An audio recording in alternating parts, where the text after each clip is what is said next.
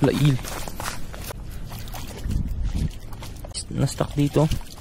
Ito guys, oh. Danggit. Oh guys. Ola. Fish on agad. Fish on tayo guys. Fish on. Oh.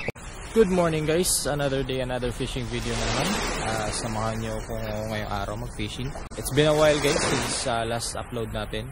Medyo matagal-tagal tayo hindi nakapag-fishing. Gawa ng bagyo. And marami nangyari. Medyo nakakalungkot lang pero yun nga guys, wala tayong magagawa. Panahon talaga. So ngayong araw guys, nandito pa rin tayo sa usual spot natin.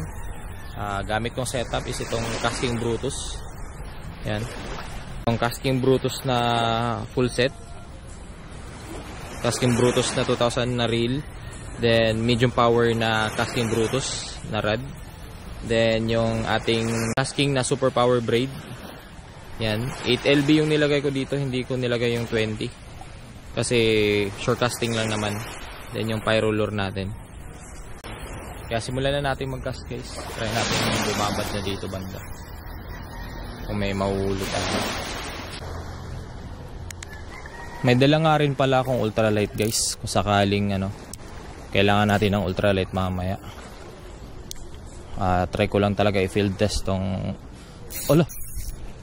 Fish on agad. Fish on agad. Pambihira. Paghagis ko pa lang nag-fish on agad siya.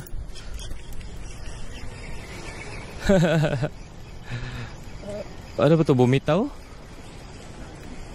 Ay meron pala. Kala ko bumitaw. Lapu-lapo. May lapu-lapo pala talaga dito. Peacock grouper pa rin guys. Good size na peacock grouper. Unang hagis. Kaya dito. Kasi fish on tayo guys. Fish on. Oh, kung isiksik. Wag mo isisiksik pare koy. Ano to? Ay, bugaong.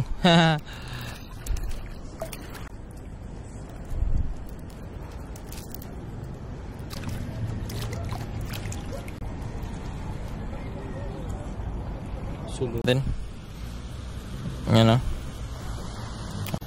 ang Casking Brutus thread na to guys is my power na medium. Then yung line nito is 6 to 14 lb. Then yung lure weight is 6 to 30 grams. Then fast action siya guys. 2 meters yung haba nito.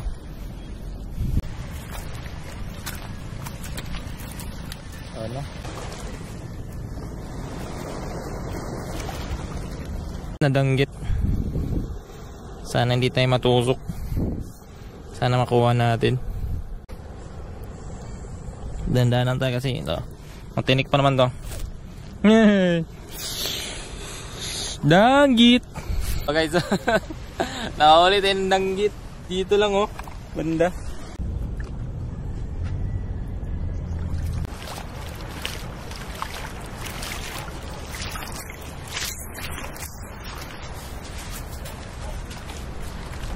So guys, wala tayong nahuli na. Ang gagawin ko na lang is lipat dun sa may tulay. Tapos mga ilang hagis, uwi na tayo. So dun na din ako mag-outro. Alright guys, nandito na tayo sa tulay. May angler dun sa dulo.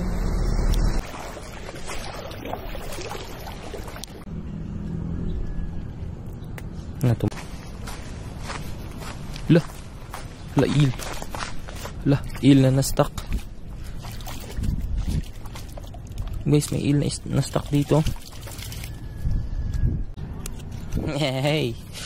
Alright, one down. Hindi tayo pinalad sa short casting. Pinalad tayo sa hibas. Sulit. May pang ulam. Ito guys, oh, malaki na Ating labo-labo. At gugaong at danggit.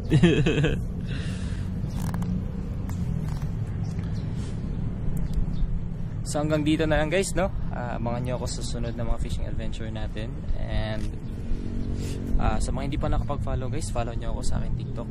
And like, share, and comment na rin guys sa ating mga videos.